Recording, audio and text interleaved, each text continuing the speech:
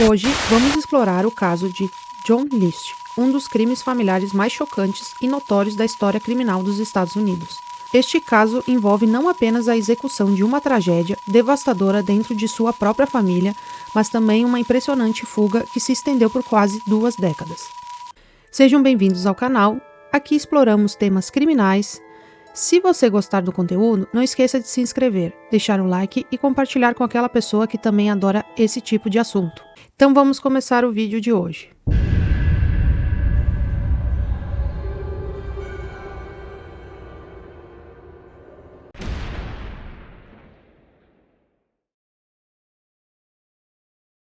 John Emil List nasceu em 1925 em Bay City, Michigan, filho único de John Frederick List e Alma List.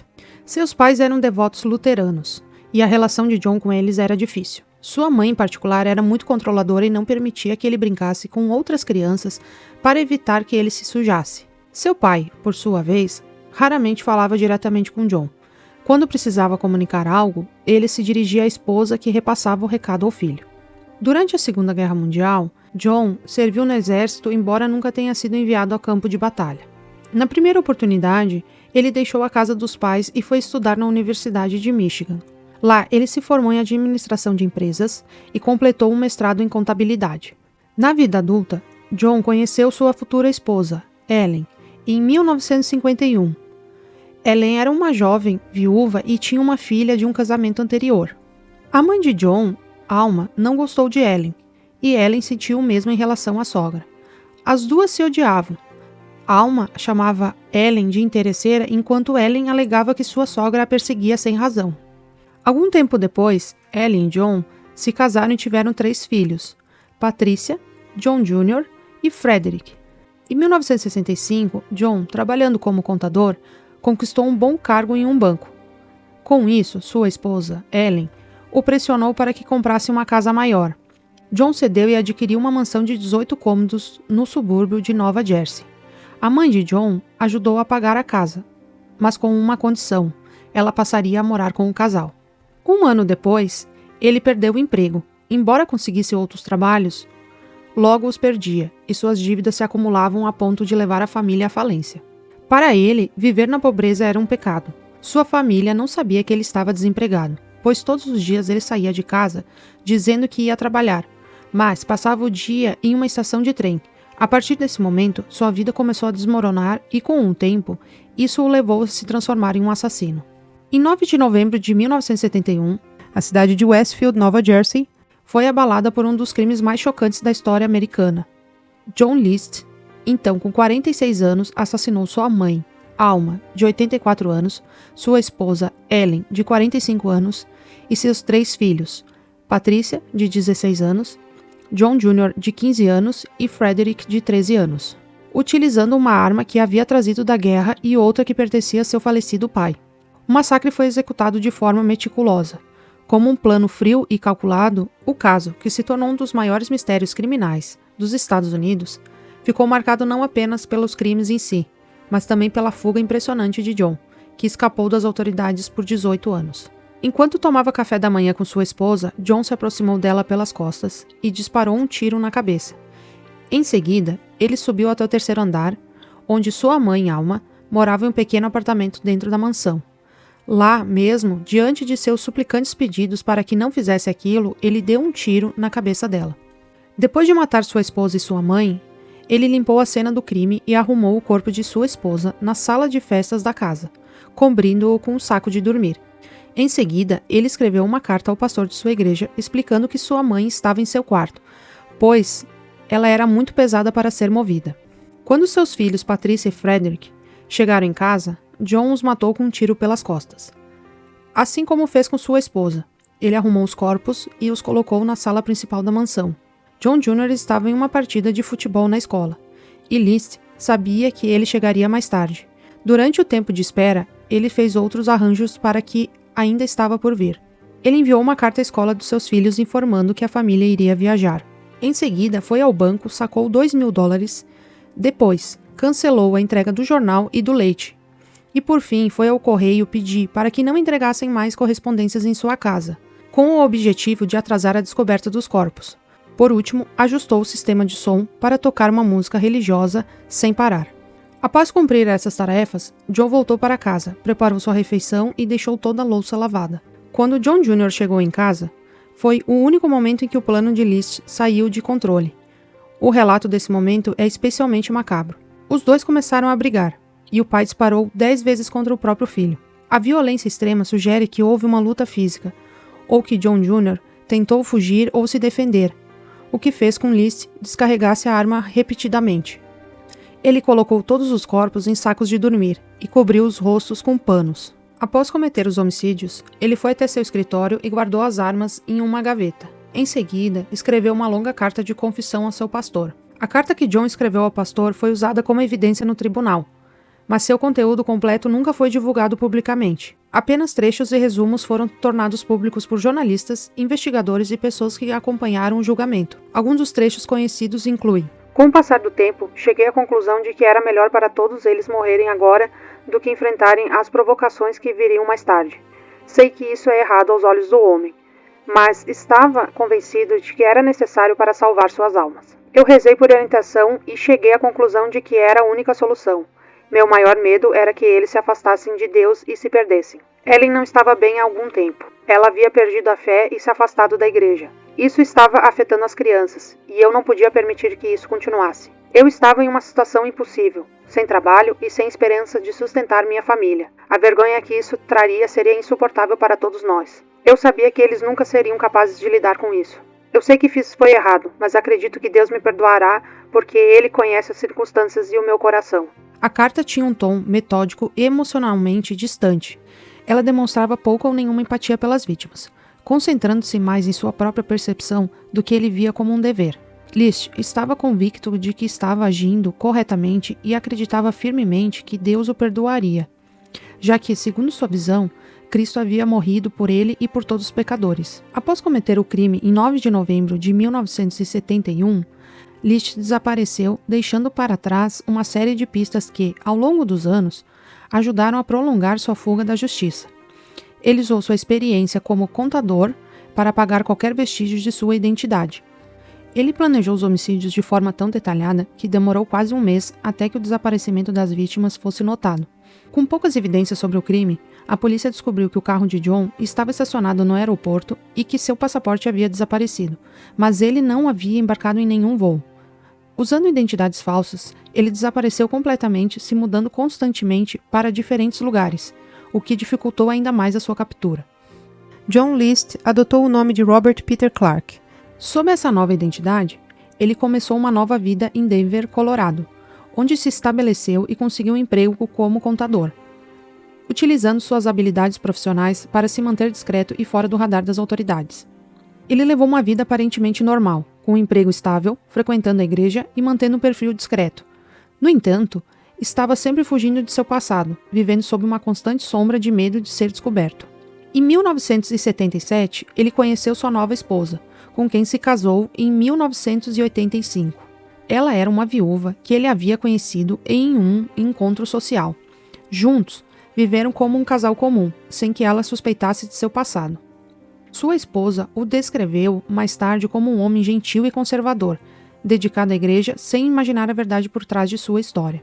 Em 1988, John List e sua esposa se mudaram para Richmond, Virgínia, onde ele continuou a viver sob a identidade de Robert, mantendo sua nova vida longe das autoridades e de qualquer suspeita sobre seu passado. Ele encontrou um emprego como contador em uma pequena empresa e continuou a frequentar a igreja local, mantendo a aparência de um cidadão respeitável e integrado à comunidade, enquanto ocultava seu passado criminoso. Após o crime se tornar um dos mais falados da história de Nova Jersey, em 1989, 18 anos depois, um delegado reabriu o caso e foi a um programa de televisão divulgar o retrato de John, que estava na lista dos mais procurados, no programa America's Most Wanted. Esse movimento teve um papel crucial na sua eventual captura. O programa de TV exibiu uma reconstituição do caso e apresentou um busto modelado de como ele poderia aparecer após quase 2 décadas, já que as fotos disponíveis eram muito antigas. Essa representação ajudou a dar uma ideia mais precisa de sua aparência atual, gerando novas pistas e aumentando as chances de sua identificação. O busto foi incrivelmente preciso, graças ao trabalho do escultor forense Frank Bender, que conseguiu prever o envelhecimento facial de John List e até mesmo as escolhas estéticas que ele poderia ter feito, como o tipo de óculos que provavelmente usaria. Esse detalhe foi fundamental para tornar a reconstituição mais realista e aumentar as chances de identificação de List. Ele sempre assistia ao programa, mas naquela noite ele havia ido à igreja. Foi então que uma vizinha que assistia ao programa reconheceu a face de John, embora o conhecesse por outro nome, e imediatamente ligou para a polícia. Quando List retornou para casa e viu o final do programa, ele decidiu que não iria fugir novamente, optando por permanecer em sua casa. Em 1º de junho de 1989, List finalmente foi preso. Após sua captura, ele foi enviado para a prisão, onde aguardaria seu julgamento pelos assassinatos de sua mãe, esposa e filhos. Apesar de suas digitais terem sido reconhecidas, ele continuou a negar sua verdadeira identidade, insistindo que era Robert. No entanto, em nenhum momento ele questionou o motivo de sua prisão. Eventualmente, cansado de negar os fatos, acabou admitindo os assassinatos e confessou o que havia feito. Após cometer os assassinatos, ele contou que alugou um trailer, onde morou por um tempo. Durante esse período, trabalhou em um restaurante e voltou a frequentar a igreja, fazendo novos conhecidos. Foi assim que ele conheceu sua futura esposa.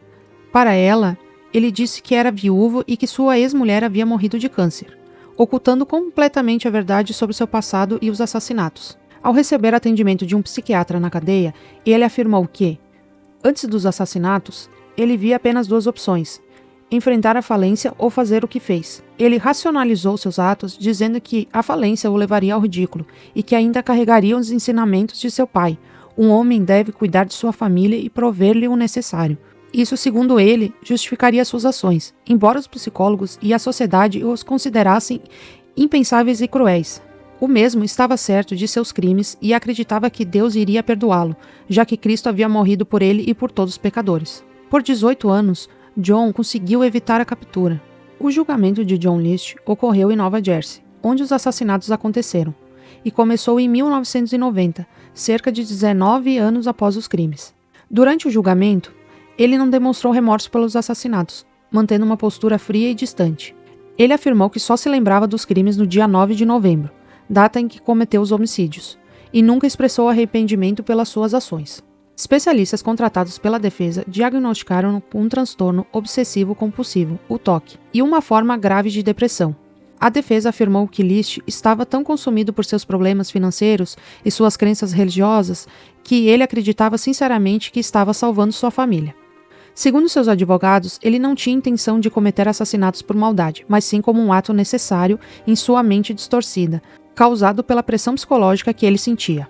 Já a promotoria usou a carta deixada por John para o pastor como uma peça central no caso, pois ela demonstrava claramente a premeditação dos assassinatos. A carta era metódica e detalhada, indicando que ele sabia exatamente o que estava fazendo e que tinha um plano para escapar.